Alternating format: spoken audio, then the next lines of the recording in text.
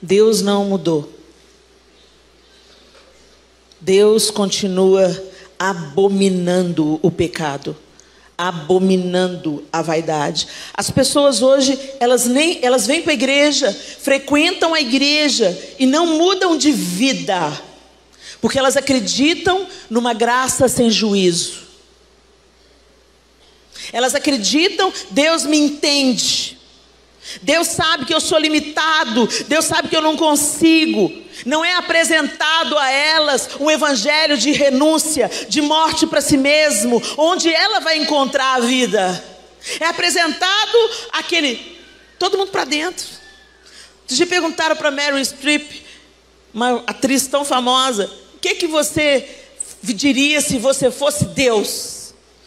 Se você fosse Deus, o que você diria para a humanidade? E a Meryl Streep respondeu: todo mundo para dentro. Mas não é isso que Deus vai falar não, gente. Não é isso que a palavra dele diz que ele vai falar, não. Porque de fora ficam os imundos, e os adúlteros, e os efeminados. Deus não mudou. E os mentirosos. Às vezes a gente acha que o pecado do outro é mais feio, porque é um pecado sexual. Deixa eu te falar. Para Deus não. Então para de tolerar essa sua vida de mentira. Para de tolerar essa fofocaiada que você vive envolvido nela. Para de tolerar a maledicência. Para de tolerar o julgamento da vida do outro, o bisbilhotar a vida do outro. Para de cobiçar o que o outro tem, porque isso também é pecado.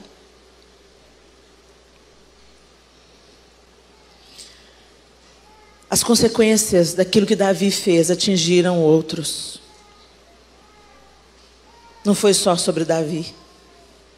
E quando Davi, porque ele era um homem segundo o coração de Deus, ele viu que 70 mil homens tombaram por causa da vaidade do próprio coração dele, ele chama a responsabilidade para ele. Não, Senhor, fui eu que pequei, que venha sobre mim e sobre a minha família a culpa.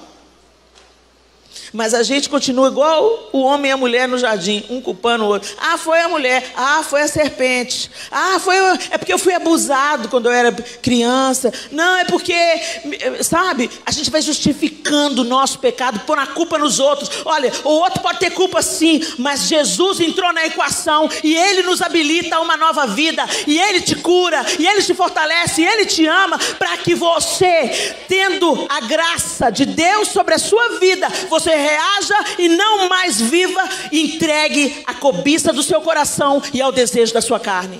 Você não é mais escravo, então não viva como escravo.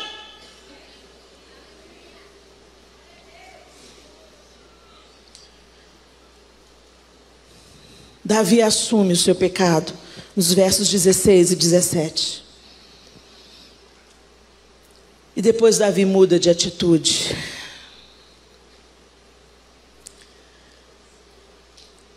E aí a gente encontra Jesus lá em Lucas 12.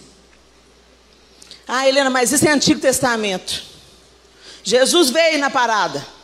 E aí mudou tudo, mudou a perspectiva, veio a graça, veio o sangue de Jesus e mudou tudo, graças a Deus. Se não tinha sobrado nada, a gente era tudo churrasquinho. Mas aí lá em Lucas 12, no capítulo 4...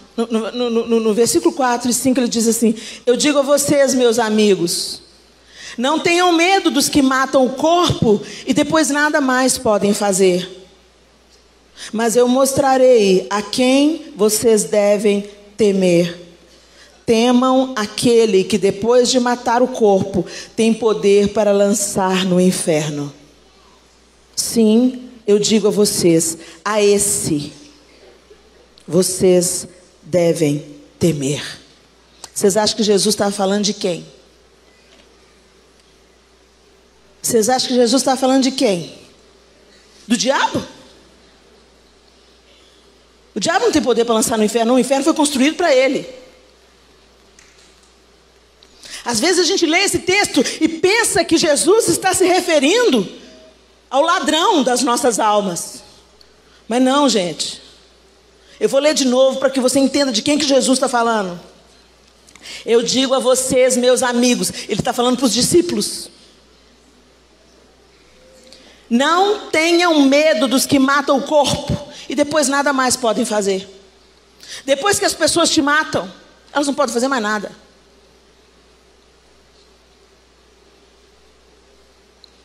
Naquele período, cristãos estavam sendo executados. Depois disso, se sucedeu uma onda de violência contra cristãos. Os próprios discípulos, exceto João, foram brutalmente assassinados. E ele diz: não tenham medo. Não tenham medo dos que matam o corpo, depois nada mais pode fazer. Mas eu mostrarei a quem vocês devem temer. Temam àquele que depois de matar o corpo tem poder para lançar no inferno. Ele está falando do Pai. De um Pai que é amor, de um Pai que é misericórdia, de um Pai que abre a porta, de um Pai que reconstrói o caminho, de um Pai que não poupa a vida do seu próprio filho para te ter de volta. Custou caro demais para Deus. E não pense em você que você vai banalizar isso. Porque o Senhor vai lançar no inferno aqueles que se levantam contra Ele, que se rebelam contra Ele, e que, ouvindo a verdade, desprezam a verdade para viver no deleite do seu próprio prazer, ignorando aquilo que já receberam de graça. De Deus não se zomba. O temor do Senhor é o princípio da sabedoria, e o conhecimento do santo é entendimento. Provérbios 9:10. O temor do Senhor é o princípio da sabedoria. Todos os que cumprem os seus preceitos revelam bom senso. Ele será louvado para sempre. Salmo 111:10. Apocalipse 14:6. E vi outro anjo voar pelo meio do céu, e tinha o evangelho eterno para o proclamar aos que habitam sobre a terra, e a toda nação, e tribo, e língua, e povo, dizendo com grande voz: temei a Deus e dai-lhe glória, porque é vinda a hora do seu juízo, e adorai aquele que fez o céu, e a terra, e o mar, e as fontes das águas. Ele é grande, Ele é excelso, Ele é supremo, Ele é maravilhoso. Sim, Helena, e Ele é nosso Pai. Sim, e Ele é um Pai zeloso, um Pai amoroso. O João é um Pai amoroso. O João põe os nossos filhos no colo. O João brinca de lutinha. Mas tem uma reverência. Os nossos filhos não podem fazer o que querem com o João. Tem uma hora que o João só olha e eles sabem: a brincadeira acabou. Agora é meu pai. O pai é amigo, o pai é provedor, o pai é misericórdia, mas o pai também é disciplina, é limite, é correção. E graças a Deus quando Ele corrige, porque quando Ele corrige, ainda há esperança. Pior é quando Deus nos entrega a nós mesmos. Ele tira a mão e nos entrega a Satanás. E aí a gente perde a capacidade de se arrepender. E a gente vai se revolvendo no próprio vômito. Temei a Deus e dai-lhe glória. Temei a Deus, temei a Deus, temei a Deus. Nós perdemos a reverência. Banalizamos a graça. E a gente leva as coisas de Deus na brincadeira. E quando eu me deparei com esse texto, gente, no dia em que eu me deparei com esse texto, eu estremeci.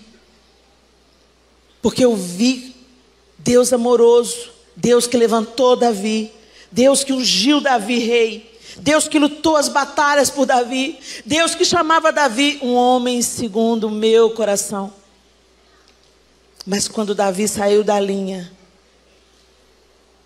pode escolher com que vara que você vai ser corrigido, porque você vai ser corrigido.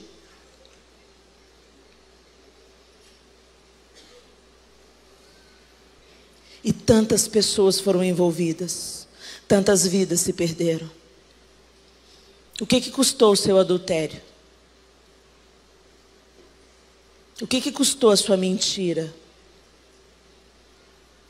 O que vai custar essa conversinha fiada que você está tendo na internet? O que vai custar a pornografia? Porque o diabo dá de graça, mas depois ele volta e cobra com juros e correção monetária. Ele é ladrão. E eu estou aqui nessa noite para dizer a vocês: arrependei-vos e crede no Evangelho. Arrependimento não é remorso, não é um sentimento. Arrependimento é uma mudança de direção. Eu mudo de direção. Eu escolho outro caminho. Porque eu sei que a palavra de Deus diz que isso é caminho de morte. Então, eu não vou por lá, eu vou para a vida. Eu vou para a obediência, eu vou para o temor do Senhor. O temor a Deus gera obediência. Será que nós tememos ao Senhor? Quando a gente está conversando? Quando a gente está sozinho na internet? Será que nós tememos ao Senhor? E aí uma nação inteira começa tantas coisas a acontecerem. E a gente se mobiliza em oração por um propósito. E quando o propósito é cumprido, o objetivo é alcançado, todo mundo afrouxa. Oração, eu volto a dizer, não é um balcão de negociações com Deus. Oração é um estilo de vida onde temos intimidade com Deus. E onde essa intimidade vai nos transformar. E vai fazer o temor a Deus crescer no nosso coração. Gostou desse vídeo? Compartilhe e abençoe outras pessoas assim como você foi abençoado.